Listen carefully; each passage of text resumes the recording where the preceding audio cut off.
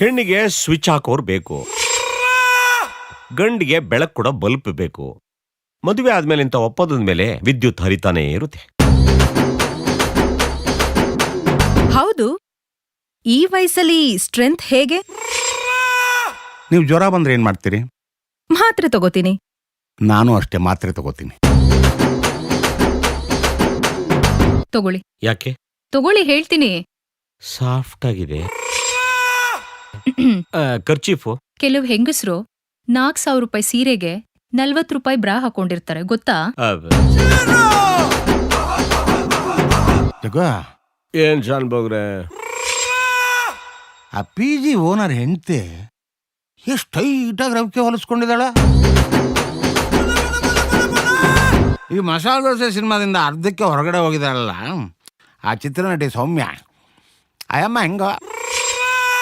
ಅವರು ಒಂಥರ ಅವರೇ ಕಾಯಿದ್ದಂಗೆ, ಹುಳ ಇದ್ರು ಸೊಗುಡು ಜಾಸ್ತಿ.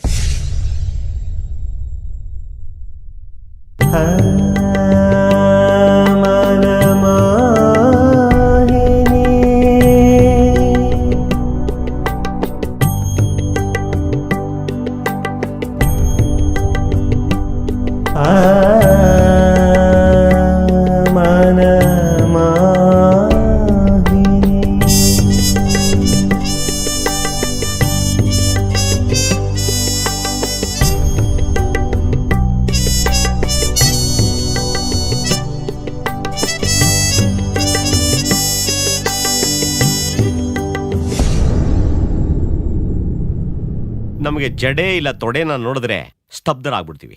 ಬೇರೆದ್ ನೋಡಿದ್ರೆ ಮೂಕ ಸ್ತಬ್ಧರಾಗ್ಬಿಡ್ತೀವಿ.